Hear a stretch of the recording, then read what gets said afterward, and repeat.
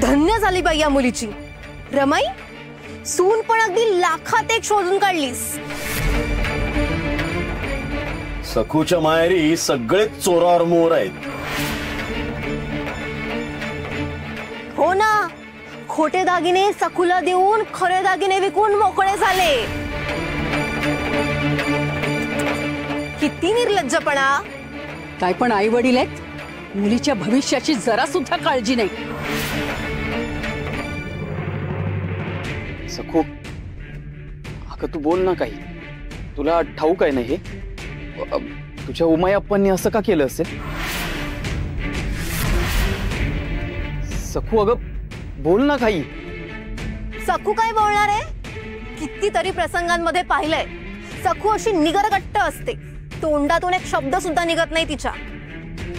आणि आता तर तिचा चेहराच सांगतोय।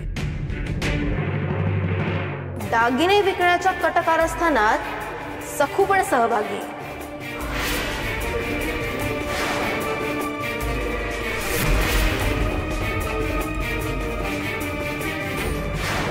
सध्या तरी तुला सावध होऊन दबा धरून बसाया पाहिजे। योग्य संधी आली की झडप घालून सखूच्या नरडीचा घोट घे।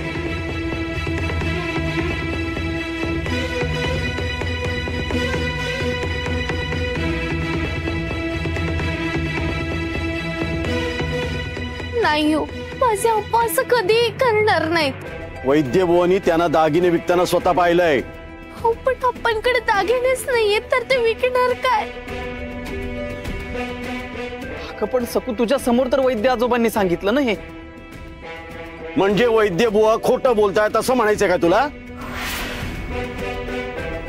सखू अगं आता तरी बोल ग। वैद्यबुवा उगाच इथे येऊन रमाईला खोटं नाही सांगणार, बोल।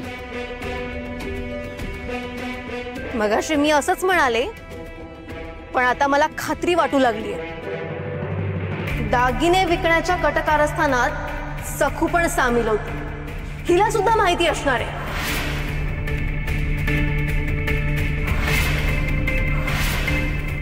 नाही हो, मला खरंच काही माहिती नाहीये।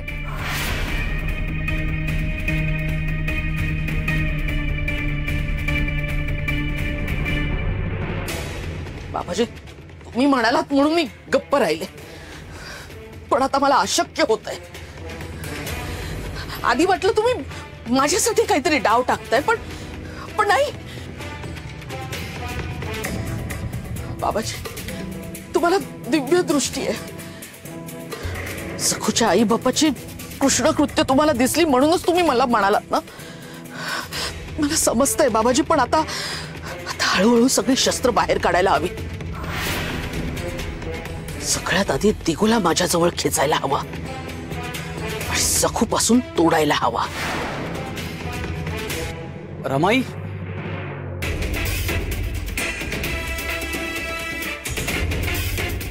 रमाई बोलवलंस तू? रमाई माझ्याशी बोलायचं नाहीये का? बोल ना। काही बोलणार नाही, मला होणारा त्रास तुम्हाला व्हायला नको। जाऊ दे, तू जा। रमाई, हे काय बरोबर नाही हा। तू अशी स्वतःला त्रास करून नको घेऊस। आणि माझ्याशी नाही तर कुणाशी बोलणार तू? अरे काय काय करू तू सांग? मी आणखी काय करू? झालं गेलं सगळं विसरून सखूला जवळ करायचंच बघत होते रे मी। पण बघ ना काय झालं ते। वैद्यबुवांसारखा सज्जन माणूस येऊन भूकंप करून जातो। आपण सगळेच हादरलो, हो की नाही?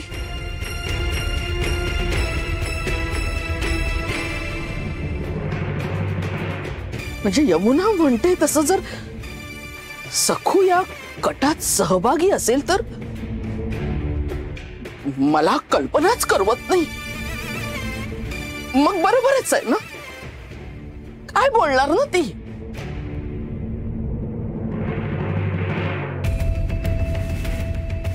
रमाई, ह्या बाबतीत मी खात्रीने सांगू शकतो की सखूला यातलं काहीही माहिती नसेल.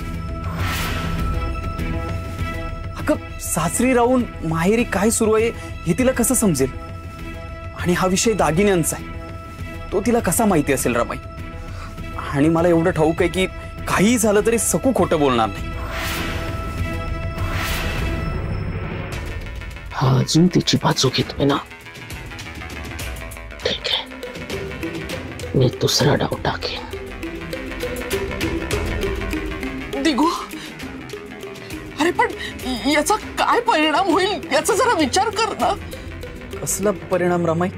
अरे आपण व्यापारी माणसं आहोत, पेढी आहे आपली, पेढीवर याचा परिणाम होईल.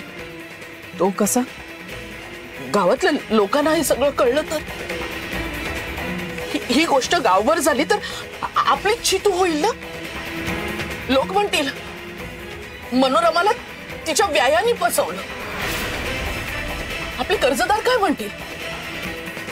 हिला व्यायाने फसवलं, पितळी दागिने देऊन मुलगी गळ्यात बांधली, सोन्याचे दागिने विकून टाकले, मग हिने व्यायांचं काय केलं, काय शिक्षा दिली? अरे असं बोलून लोक आपले पैकी बुडवतील. अगं नाही रमाई, असं काही होणार नाही, तू काळजी करू नकोस. गावभर झालं तर म्हणतेस ना, हे आपल्यातच राहील, गावातल्यांना कोण सांगणार? आपण काहीतरी मार्ग काढूया. येतो मी.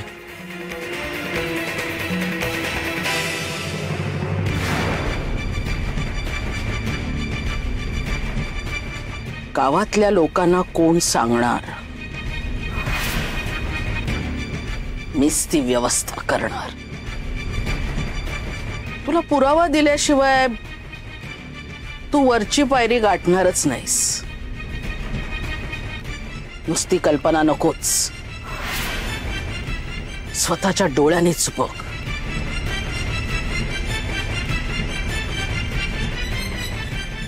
बाबाजी, तुम्हीच सगळी व्यवस्था करा.